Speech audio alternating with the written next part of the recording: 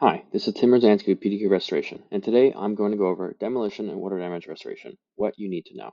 Water damage can leave your home unsafe and unsanitary. The first step in remediation is demolition, removing contaminated wet materials to prevent mold growth and structure issues. Whether it's a burst pipe, leaking toilet, or flooding, knowing what to expect during this phase is crucial.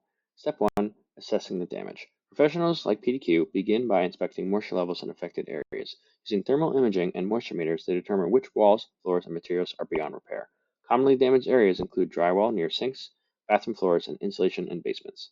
Step 2. Safe removal of contaminated materials. Wet drywall, carpets, and insulation must be removed to stop mold from spreading. Technicians wear protective gear and use HEPA filters to contain airborne contaminants. In case of sewage or floodwater exposure, all porous materials must be disposed of safely. Step 3. Drying and dehumidification. Once demolition is complete, high-powered air movers and industrial dehumidifiers work to remove excess moisture. This step is essential for preventing lingering humidity that could cause future mold problems.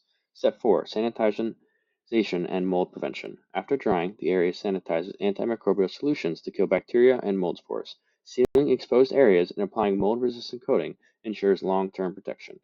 Rebuilding and restoring your home. With demolition and drying complete, the rebuild process begins. New drywall, flooring, and paint transform the face back to pre-damage conditions. This final step ensures your home is safe, clean, and fully restored. Pro tip, make sure to act fast. The longer water sits, the greater the damage.